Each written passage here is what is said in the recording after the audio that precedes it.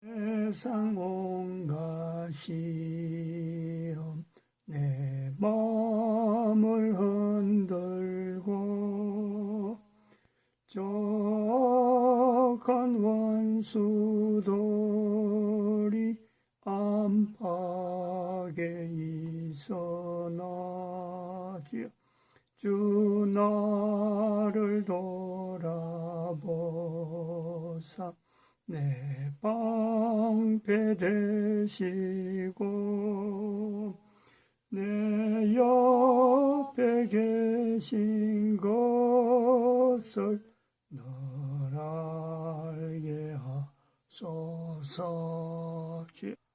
하나님 말씀 창세기 3장입니다. 창세기 3장 1절에서 6절 말씀 교독합니다.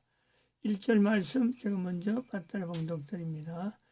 여호와 하나님의 지으신 들짐승 중에 뱀이 가장 강기하더라. 뱀이 여자에게 물어 가로되 하나님이 참으로 너희들아 동산 모든 나무의 실과를 먹지 말라 하시더냐.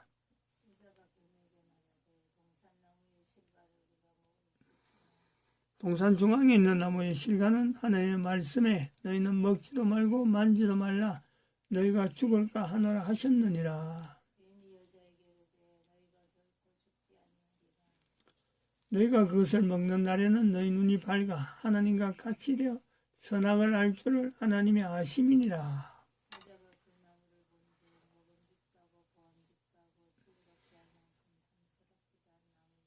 아멘.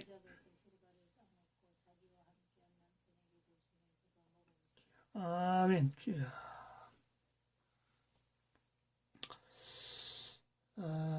창세기 3장 1절에 들짐승 중에 하나님이 지으신 들짐승 중에 뱀이 가장 강기하더라. 우리가 그 2021년 10월에 민주노총에 대한 내용 11월 3일 민주노총이 전복한다. 국가 전복 업무가 있다 그래가지고 10월 달에 민주노총에 대한 내용을 이야기합니다. 그러나 이것은 단순히 민주노총의 어떤 처음과 끝 이렇게 하려는 것이 아닙니다. 시작은 민주노총으로 들어가지만은 실제로 여기 민주노총에 이걸 하나의 끈앞을 하고 있는 창세기 3장에 있는 들짐승 중에 뱀이 가장 강경하더라. 우리가 이 말씀을 항상 할 때 가장 강경한 어떤 정체를 가지고 있는 실체가 뭐냐. 현재 우리 전 인류 가운데 바로 교황제도라 같습니다. 교황제도. 11월 3일 날 국가 전복을 위해서 민주노총, 대한민국 민주노총이 전복에 대해서 지금 기도하고 있다. 전복을 지금 기도하고 있다라는 것에 대해서 민주노총에 대해서 알려고 지금 시작은 했지만은 한 달 10월 달을 계속 여기에 지금 할애를 했습니다. 그러나 이것은요, 민주노총을 아는 것에서 안다 그래갖고 끝나는 것이 아니라 이제부터 시작되는 민주노총으로 시작되는 인류사회를 악하게 만든 그 정체, 민주노총이 하나의 정체를 일반 사람들이 이게 국가에 얼마만큼 악한 세력이구나 하는 걸 인식하듯이 민주노총에 연결되어져서 민주노총을 조정하고 있는 세력으로서 교황세력을 인정하고 그 교황세력이 전 인류를 지금 어렵게 만들고 있구나. 교황제도가 어렵게 만들고 있구나.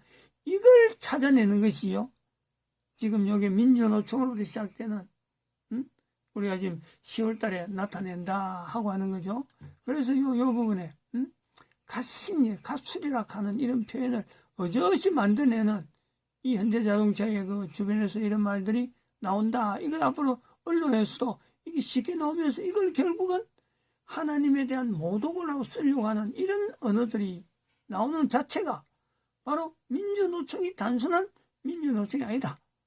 그 뒤에 지금 엄청난 검은 손길, 공산주의는 공산주의대로 또 예수회란 조직이 있고 또 한편으로는 교황제도가 여기 전체적인 부분에서 지금 하나의 강교한 자의 실체가 있다. 이것을 이야기하려고 합니다. 우리가 이 시간에는 지난 시간에도 우리가 좀 봤지.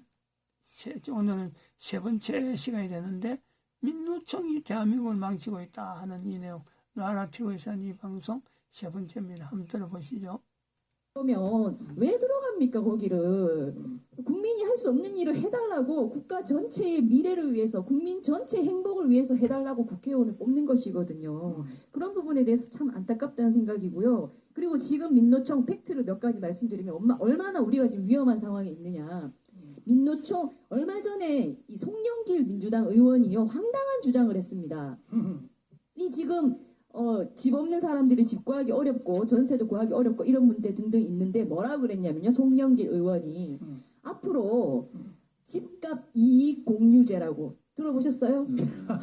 만약에 이제 어떤 집주인이 집값이 올라요. 오르면 그 올랐는 그 이익 부분을 세입자랑 나눠 가지는 걸 하자라는 의견을 냈어요. 공산주의보다 다네 그럼. 이 공산주의가 아니라 경제의 기본 상식도 없는 초등학생도 안 할 소리를 한 건데 그 밑에 댓글에 보면 참 기가 막힌 댓글이 뭐냐면 그러면 집값 떨어지면 세입자랑 나눠서 세입자가 떨어진 집값은 집주인한테 그러면 주느냐 이렇게 댓글이 달려요. 그러니까 집값 떨어지면 세입자가 그 집값을 메워주느냐인 거죠. 예? 그래야 되는 거 아닙니까?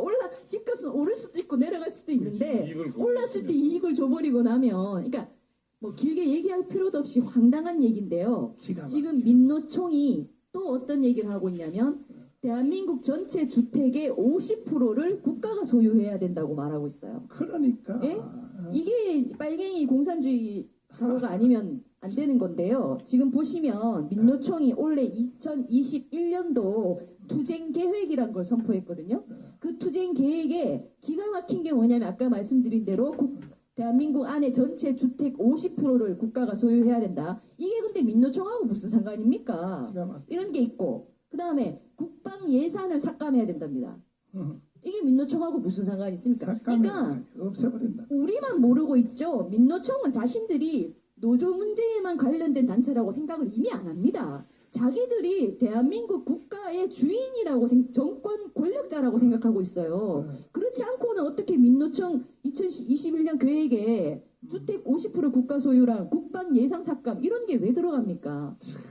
그러니까 지금 도를 넘어섰습니다. 지금 우리나라 시점에. 그러니까 학생운동이 원래 그 노동운동이 들어갔던 목적은 혁명을 위해서입니다. 그렇구나. 그러니까요. 그러니까 지금 민노총도 한 이유도 가장 그래서 경제투쟁이 중요한 게 아니고 결국 정치투쟁을 통해 혁명하는 게 최고의 목표거든요. 그러니까 문재인 대통령이 입만 열면 자기는 촛불혁명으로 대통령 됐다고 떠들어대잖아요. 네네. 그 촛불시의 핵심 주력 단체가 민노총이죠. 밑에 그 무대 만들고 실질적으로 사람들이 움직여야 되잖아요. 그 말을 연결하면 예. 나는 촛불이 나를 대통령 만들었다. 촛불이 누구냐 그럴 때 민노총이죠. 촛불 핵심은 민노총이. 그럼 합하면 나는 민노총이 나를 대통령 만들었다. 그런 얘기죠. 결과적으로. 그 이야기죠. 사실 뭐 그렇게 충분히 얘기할 수 있습니다. 이 자식들이 정신 나가. 그래서 지금 북한의 목사님 혁명론에 보면 이게 있습니다. 민주연합정부론이 있습니다. 그러니까 혁명 바로 직전에 탄생하는 정부를 민주연립정부라 그러거든요. 민주연립정부는 지금 현재 지금 대한민국 상태를 말하는데 제가 추론컨대는 지금 민주노총과 지금 현재 권력의 주인은 민주노총과 첫 번째고요. 두 번째 좌파 시민단체들이고요. 그러니까 참여연대 같은. 세 번째가 전대협 출신 등의 정치인들입니다. 그러니까 전국 주사파 정치인들. 이 3자가 연합해서 정권을 잡은 겁니다. 그리고 제가 알기에는 청와대 인사비서관도 청와대 인사수석도 그렇고 인사비서관도 참여연대 출신이에요. 그러니까 지금 대통령 인사를 행사한다기보다는 참여연대 출신 행사하고 있고 그다음에 거의 대부분의 모든 돈은 지금 민노총이 눈치 보고 있으니까 핵심 힘은 민노총에서 나오고 인사 문제는 좌파 시민단체가 하고 있고 그다음에 나머지 이제 그 바람 잡는 건 그 전대협 출신 정치인들 하고 있고 결국 이들이 지금 그 북한의 전략 전술을 보면 혁명 직전 상황에 연립정부 구성이다 이렇게 볼 수 있는 겁니다. 그 해방 후에 이제 바로 그 좌익우익 충돌할 때에 그때는 쟤들이 한 방에 딱 먹으려고 그동안에 집에서 이제 종로로 됐던 사람한테 완장을 딱 채워주고 예, 그렇죠. 지주의 머리를 깔아. 이게 다 스탈린 레닌 아닙니까? 그거 다 그렇죠. 한 거 아닙니까? 예, 예. 지주들의 목을 쳐라. 예? 왜 니들이 여기서 종사를 했어야 되느냐? 그때는 그렇게 과격하게 했고 지금은 똑같은 짓과 방법으로 하되 용어를 아주 세련되게 예, 세련되게 만들어 가지고 하는 짓은 그때보다 더 잔인해요. 내가 더 볼 때. 잔인하죠. 그죠? 예. 이야. 지금 민노총 같은 정말. 경우는 뭐 지속적으로 설명합니다만 네. 저들은 지금 사실상 그 남의 것 착취해서 자기들 호의호식하면서 말로는 비정규직 노동자를 저그들을 위한답니다. 그러면 우리 소장님 네, 네. 민노총을 저대로 두고 앞으로 대한민국에 희망이 있습니까? 희망이요. 없어요. 아니 근데 저는 왜 저 민노총이 저렇게 종북성과 약탈성을 강하게 띠고 그다음에 온통 아무 말 대잔치 사실 뭐 주택 50% 국유화 이거는 민노총 조합원들의 이해와 요구에도 반합니다. 민노총 잘 살아요. 잘 살아. 요즘은 기적이야. 그렇죠. 그러니까 사실은 근데 이제 뭐 스톡에 아무 말 대잔치를 하는데 근데 거기에 대해 가지고 저는 내부에서 아마 지금 이 방송 듣는 사람들 중에서도 민노총 조합원들이 있습니다. 근데 자기들은 민노총 노선에 전혀 동조하지 않아요. 그럴 겁니다. 그다음에 정교조 조합원 있을 거예요. 근데 전혀 동의하지 않습니다. 근데 말을 안 하거든요. 저는 지금 침묵하는 다수 있지 않습니까? 난 그 사람들 책임도 크다고 생각합니다. 지금 민노총 조합원들, 그다음에 정교조 지금 조합원들 저렇게 민노총이 아무 말 대잔치를 하고 정복성과 약탈성을 강하게 띠고 하면은 거기에 대해 가지고 몇 명이라도 모여 가지고 말입니다. 무슨 이걸 걱정하는 시국 기도회를 하든지 온라인으로 뭔가 그러면서 이걸 모아야 되거든요. 그러면서 어떤 다른 어떤 비판의 목소리를 내야 되는데 그 비판의 목소리를 안 내다 보니까 지금 현재 민노총의 종북성과 약탈성과 천민성이 그냥 뭐 극도로 지금 현재 이렇게 심화되는 어떤 상황이 아닐까. 그게 보니까 구조적으로 그게 한글을 못하게 만들었더라고요. 그걸 내가 가만히 울산에 내가 봉해하러 가서 물어봤어요. 뭐 한 20년 내가 울산 가면은 항상 이제 밥 먹으면서 이제 그 현대중공업 다닌 사람, 현대자동차, 뭐 화학공단 그 이제 거기는 기독교인도 많으니까 내가 물어봐요. 아니 왜 그렇게 말이야 데모만 하고 말이야. 데모하는 시간 동안 뭐 일주일 논다 그러면 일주일 동안 잃어버린 돈이 말이야. 그것이 말이지. 그렇게 이제 물어보면은 그게 구조적으로 왜 그렇게 됐냐 보니까 자동차 그러면 이제 라인이 있잖아요. 라인별로 이렇게 돼 있는데 이제 노조 이제 제일 밑바닥에 그 선거를 하면은 그 사람들이 거기에 당선되려고 제일 밑바닥 라인에 거기 당선되려고 당선되면 일단 일 안 해도 되거든요. 그렇죠. 이제 노조 사무실로 출근하자. 그렇죠. 예. 사무실 간부가 가서 되니까. 뭐 술이나 마시고 뭐 여자들하고 놀고 또 뭐 하청업체 다니면서 또 삥이나 치고 뭐 그 한 번 그 맛이 들어버리면요 영원히 현장으로 못 들어온대요. 영원히. 그러면 이제 다음 선거에서 이겨야 되거든. 이기기 위해서는 막 강렬한 구호를 외친다는 거야. 뭐 임금을 몇 프로 더 올려주겠다. 뭐 투쟁을 해주겠다. 뭐 왜냐하면 자기 그 신분을 유지를 해야 되니까. 그러니까 이제 그 노동자들이 자기 그 월급 높여준다고 하니까 회사에 망하든 말든 투표한단 말이야. 점점 강경한 쪽으로 갑니다. 점점 강경하고 그 구조가 그렇게 돼 있다는 거야. 그래서 내가 물어봤어요. 그럼 주한미군 철수하는 거에 대해서 동의했냐니까. 아니 자기는 절대 동의 안 한대. 그 심지어 이렇게 말해. 주한미군 철수를 하는 그런 노동단체가 있나요? 이렇게 물어. 나보고. 그럴 겁니다.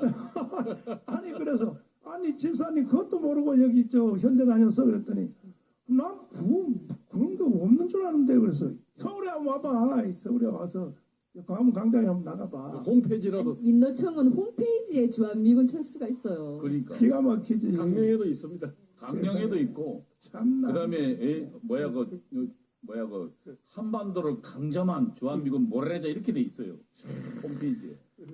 그러면 하여튼 현재적인 이 노동법 또 노동자들이 지금 뭐 거의 뭐 내가 보기에 대한민국을 사기치는 건데 대한민국을 막 통째로 그냥 없애보려고 하는 건데 놔두고는 대한민국 희망이 없다면 이제 마지막으로 해결책에 대해서 어떻게 해야 되겠어요?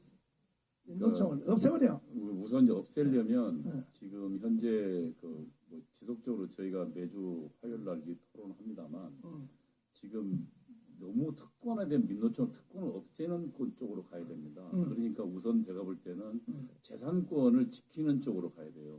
여기 떴네요. 마침 네, 여기 네, 전국 민주노동조합 저거 한번 보여주시죠. 총연맹 네. 아예 척하면 메인으로 그냥 네. 세상에 홈페이지가 저렇게 돼 있어.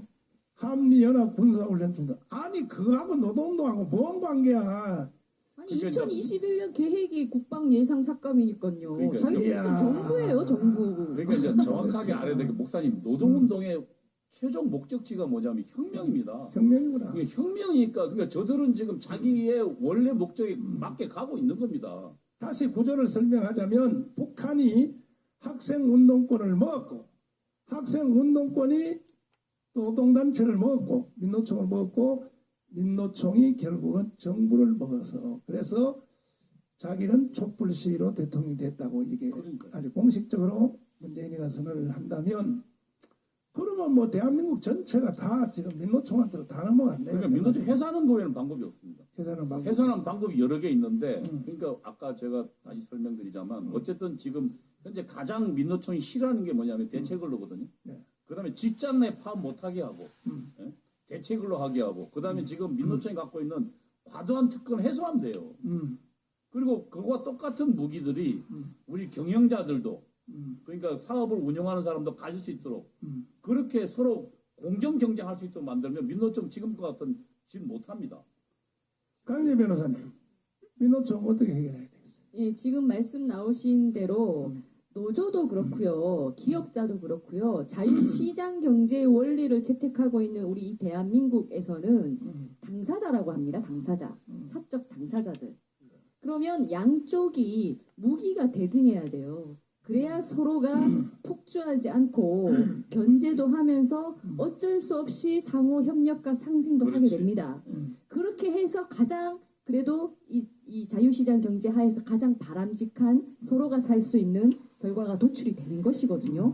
그걸 해주는 것이 사실은 국가의 의무입니다. 그리고 그것을 법안으로 해야지 강제력이 있을 거 아닙니까? 법으로 해야지. 그럼 지금과 같이 기형적인 이 노동법으로는 안 됩니다. 기업주, 경영자가 할 수 있는 게 하나도 없습니다. 그럼 안 되는 거죠. 그럼 누가 기업을 할 것이며 진짜 여차하면 마지막으로 우리 지금 노동법에서 허용하고 있는 이 사용자가 할 수 있는 걸로 직장 폐쇄가 있습니다. 그러니까 이게 뭐냐면요. 잘못된 이유가 뭐냐면 어떻게든 노동자나 기업 경영하는 사람이나 기업을 살려놓고 봐야 될 거 아닙니까? 기업이 사는 쪽으로 가야 서로가 조금씩 양보라도 하고 이렇게 가는 거거든요. 그러면 그렇게 할 수 있는 무기를 경영자 쪽에도 적당히 줘서 끌고 갈 수 있게 해야 되는데 그런 무기들을 다 없애버리고 그러니까 너무 이제 심하니까 직장 폐쇄라는 걸 할 수 있게 해놨는데요. 이 말은 결국 뭐냐면 그냥 끝까지 간 겁니다. 끝까지 가서 진짜 이 사장이 회사 사장이 아 나는 정말 이렇게는 내가 망했으면 망했지 더러워서 난 더 이상 이 꼴 못 보겠다. 니들도 다 나가. 나 직장 폐쇄해. 하고 그냥 회사 없애는 거거든요. 그런 어떤 최종 정말 그냥 다 파괴되는 그런 결론만을 이제 경영주가 할 수 있게 해놓고 중간 단계의 어떤 권리를 전혀 지금 보장을 안 하고 있다는 겁니다. 네. 그래서 이거는 반드시 정치권에서 총을 맞든 뭐 문제가 되든 간에 근데 중요한 거는 국민 여론이 저는 민노총의 이 기형적인 권한을 견제하게 하는 것에 저는 대다수가 찬성할 거라고 봅니다.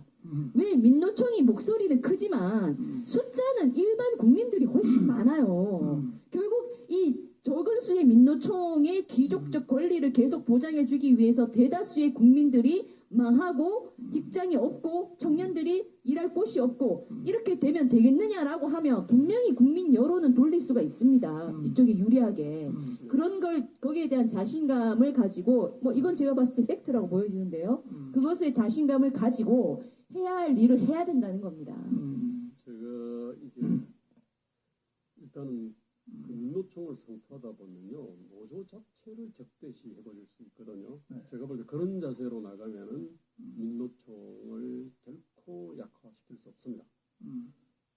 그래서 노조 자체를 적대시하는 것이 아니라 노조 자체를 선진화 정상화한다. 일단 이런 이런 어떤 시각이 필요합니다. 자, 그다음에 민노총의 종북성과 약탈성을 해결해야 되는데, 종북성을 해결을 하는 것은 이 사람들이 뭘 하는지를 갖다가 공개를 하고요.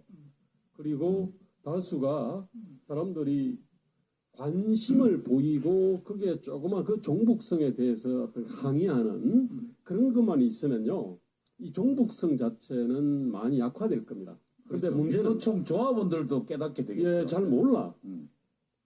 그리고 그 기업에 대해서는 감사위원회에서 3% 룰을 만들지 않습니까? 그렇게 하듯이 그 노조 회계 있지 않습니까? 거기에 대해 가지고도 좀 이렇게 감사를 좀 이렇게 할 수 있게. 노조에 어마어마한 돈이 들어갔는데 지금 하나도 감사하고 있지 않거든요. 예, 그러니까 그 돈이 사실은 광화문 광장에 촛불 시위할 때 흘러나온 건데, 이 부분에 대해서 감사를 할 수 있는 시스템이 없는 겁니다, 사실은.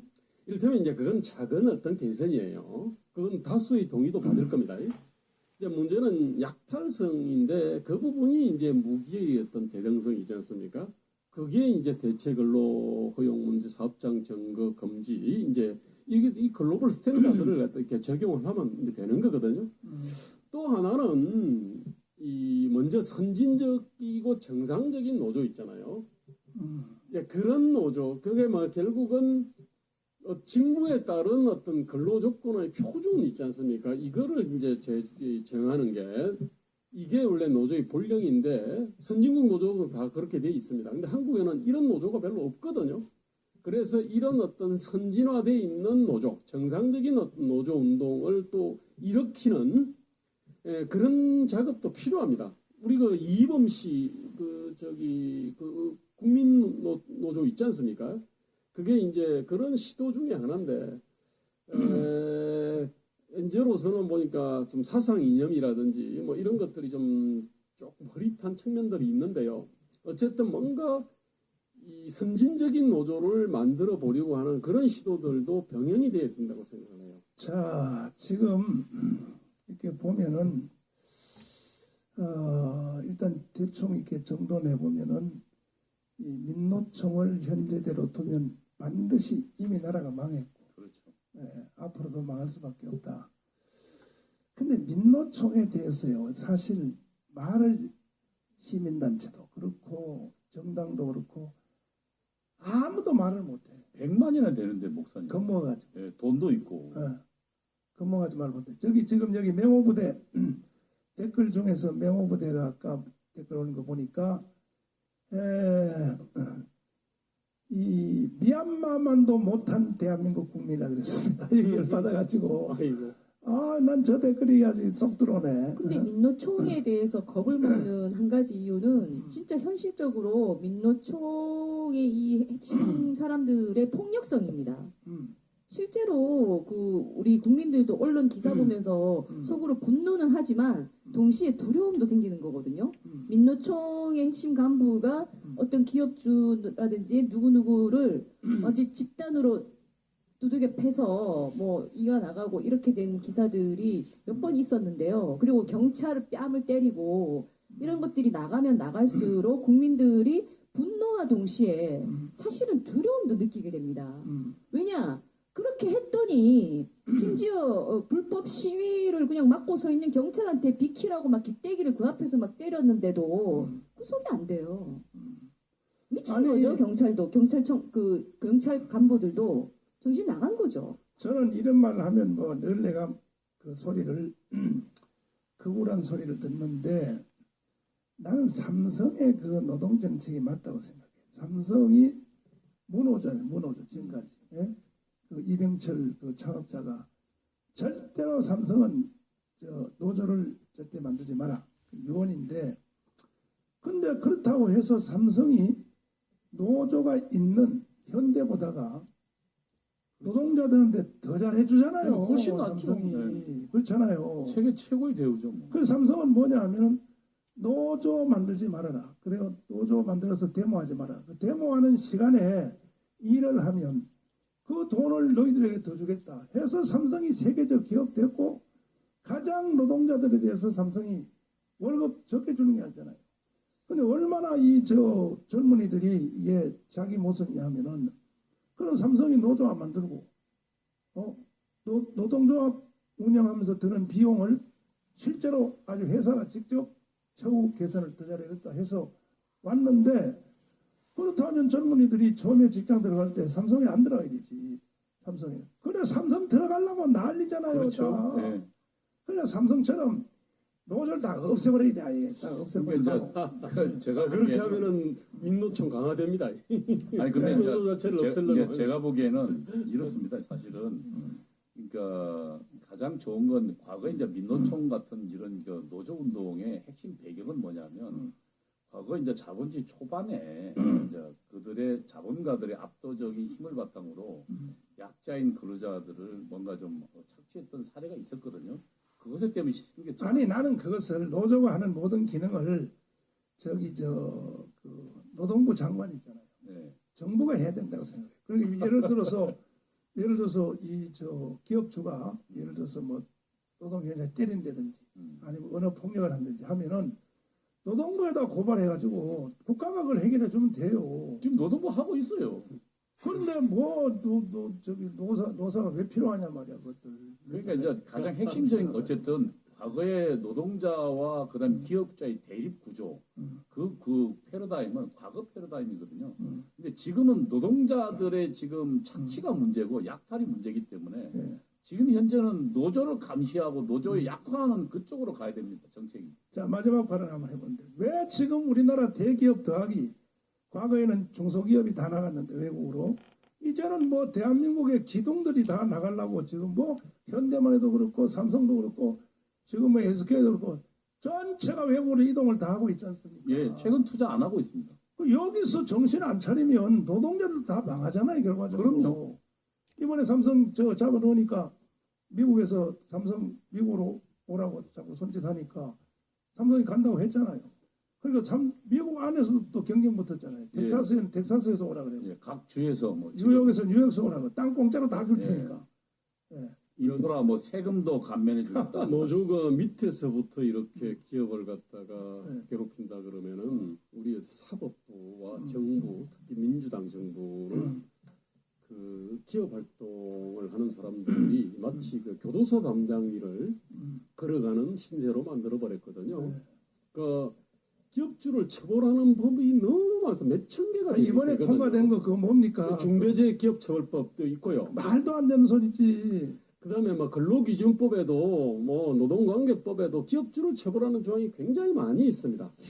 예, 근데 뭐 노조에 대해 가지고 혹시 우리 목사님이 혹시라도 만약 기업주다. 근데 노조에 대해 가지고 노조가 뭐 필요해서 예컨대 네. 그런 발언을 했다라고 하면요, 그걸 부당 노동 행위로 아마 걸어버릴지도 몰라요. 그래. 예, 근데 아니에요. 예를 들어서 아니 그런 식으로 이 기업주들한테는 한국은 정말로 지뢰가 너무 많은 겁니다, 사실. 방어권이 없어요.